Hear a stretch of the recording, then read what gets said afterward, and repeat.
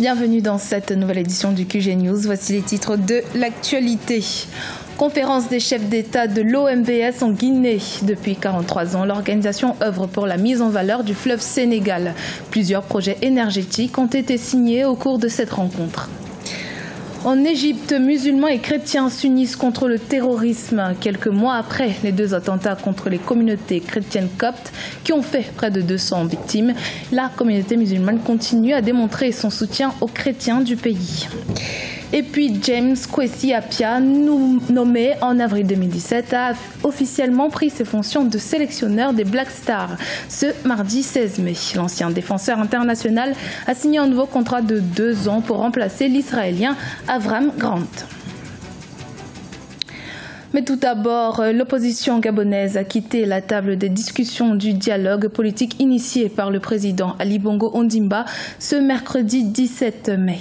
Faute d'obtenir des concessions des participants de la majorité, les délégués de l'opposition ont décidé de boycotter les travaux en se retirant de la principale commission 1 chargée des réformes institutionnelles. La Guinée abritait ce mercredi 17 mai la 17e conférence des chefs d'État et de gouvernement de l'OMVS, l'Organisation pour la mise en valeur du fleuve Sénégal. Au cœur de cette rencontre, la signature de plusieurs projets, notamment dans le cadre de la production énergétique. Les détails avec Emmanuel Milimono. À cheval entre la Guinée, le Mali, le Sénégal et la Mauritanie, le fleuve Sénégal est à la fois une source d'approvisionnement en eau potable, mais aussi d'énergie et d'aménagement agricole. Les nouveaux défis sont en termes de facilitation de la navigabilité sur le fleuve afin de renforcer les échanges commerciaux entre les 4 pays. C'est ce qui a motivé la rencontre ce mercredi 17 mai 2017 des 4 chefs d'État des pays de l'Organisation pour la mise en valeur du fleuve Sénégal. La navigabilité du fleuve Sénégal de Saint-Louis du Sénégal à Ambidili au Mali attend jusque-là d'être concrétisée. L'OMVS est devenu au fil des ans un véritable instrument d'intégration forgé et consolidé par la réalisation d'ouvrages communs. Plusieurs barrages hydroélectriques ont été construits par l'Organisation pour la mise en valeur du fleuve Sénégal et d'autres sont soit en cours de réalisation, soit en recherche de financement. Pour les chantiers en cours, leur réalisation permettra à l'organisation sous-régionale créée en 1972 d'atteindre une capacité installée de 2000 MW d'électricité. L'énergie a été toujours un secteur dynamique qui a fait l'objet des premiers investissements avec le barrage hydroélectrique de Manantali.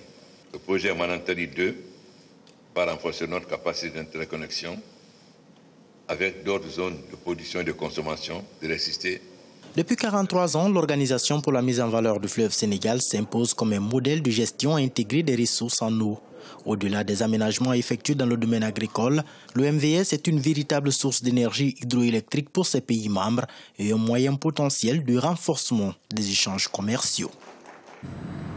Le Maroc et le Nigeria ont officiellement lancé le projet de gazoduc devant relier les 2 pays. Avec ce projet, il s'agit de prolonger le gazoduc déjà existant qui relie actuellement pas moins de 4 pays d'Afrique de l'Ouest. Zahra Mohamed Mouti. Le projet de gazoduc qui lie le Maroc au Nigeria est officiellement lancé. C'était ce lundi 15 mai à Rabat, lors d'une cérémonie présidée par le roi Mohamed VI. Objectif de ce gazoduc, permettre aux pays d'Afrique de l'Ouest d'alimenter leurs centrales électriques en gaz, mais aussi d'alimenter leurs unités industrielles et répondre ainsi aux besoins des habitants. Cet accord est la concrétisation de la vision royale, de la vision de Sa Majesté pour le développement de l'Afrique dans un cadre d'intégration avec les pays africains. Et c'est donc un projet grandiose entre le Nigeria et le Maroc, mais qui va également engager dans son processus tous les pays qui seront traversés par les gazoducs. Il y en a au moins plus de 12 qui seront concernés. Long de 5000 km, ce gazoduc titanesque est en fait l'extension du West African Gas Pipeline qui relie depuis 2010 le Nigeria au Ghana en passant par le Bénin et le Togo, tout en exploitant une énergie propre qui respecte les nouveaux engagements du continent en matière de protection de l'environnement. Il devrait désormais longer la côte ouest africaine jusqu'au Maroc. Si on prend le premier projet qui est le projet du gazoduc, c'est un projet de par son ampleur, de par son impact, aura un effet très important sur toute la région. D'abord, c'est un des très grands investissements que connaîtra la région de l'Afrique de l'Ouest. Ensuite, c'est un projet qui n'est pas seulement un projet d'infrastructure, c'est un projet de développement. Côté financement, c'est le Fonds souverain du Maroc et celui du Nigeria qui cofinancent cette extension. D'autres fonds souverains pourraient également se joindre à ce projet africain, l'un des plus ambitieux jamais annoncé. En Égypte, chrétiens et musulmans s'unissent contre le terrorisme après les attentats à la bombe du 9 avril qui ont fait près de 200 victimes dans la communauté chrétienne copte. Les musulmans expriment leur solidarité et leur volonté de sauvegarder l'unité dans le pays et ainsi aider le gouvernement à combattre le terrorisme. Siamlo Victoria Seji. Les musulmans d'Égypte condamnent fermement le terrorisme dans leur pays. Plus de mois après les 2 attentats contre les communautés chrétiennes coptes qui ont fait près de 200 victimes, la communauté musulmane continue d'exprimer son soutien aux chrétiens du pays. De nombreux musulmans ne se sentent pas concernés par les revendications de ces attentats par l'État islamique. Pour eux, ces actes terroristes réguliers visent à diviser l'Égypte selon des lignes sectaires. Aux yeux des chrétiens égyptiens, c'est un geste fort qui prouve l'unité. Les personnes qui ont aidé à prendre les corps et s'occuper des blessés lors des attentats dans les églises étaient pour la plupart des musulmans. Les attaques terroristes ne signifient pas pour beaucoup que les musulmans sont contre les chrétiens parce que les terroristes nous ciblent tous. Nous agissons normalement, indépendamment de la religion ou de la nationalité. En tant que chrétien, j'ai des amis musulmans. Nous nous comprenons et nous sommes semblables à bien des égards.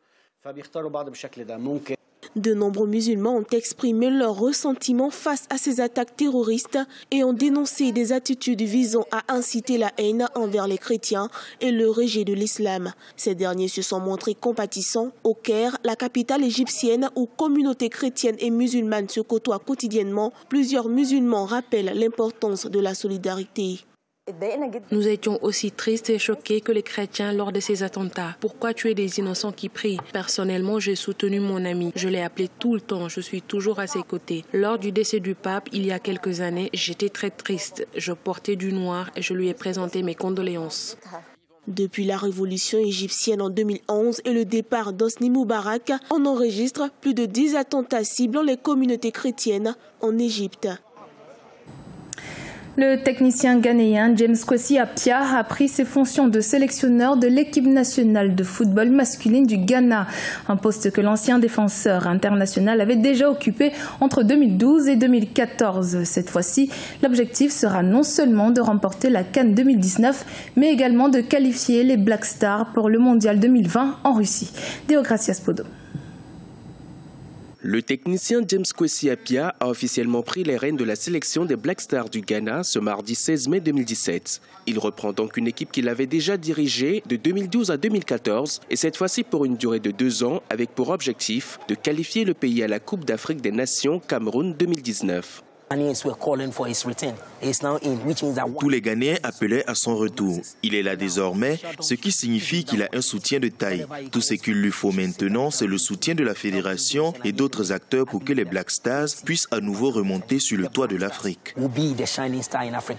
Kwesi Appiah a été nommé en avril en remplacement du technicien israélien Avram Grant, dont le contrat n'a pas été renouvelé suite à la performance des Black Stars en février 2017 lors de la Coupe d'Afrique des Nations au Gabon. Ces derniers affronteront prochainement l'Éthiopie le 9 juin pour les qualifications à la CAN 2019, puis joueront un match amical contre le Mexique le 28 juin et les États-Unis le 1er juillet. Un calendrier chargé avec des défis importants pour le sélectionneur ghanéen qui ambitionne surtout soulever le prochain trophée continental.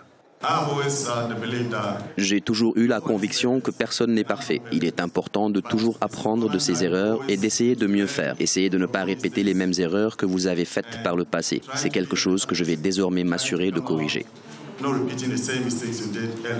Kwesi Appiah a été limogé en 2014 suite à la contre-performance des Black Stars à la Coupe du Monde au Brésil. La sélection avait été éliminée dès le premier tour de la compétition. De retour aux affaires, il dirigera également la sélection locale des Black Stars pour le dernier tour des qualifications au CHAN 2018, prévu en août face au Burkina Faso.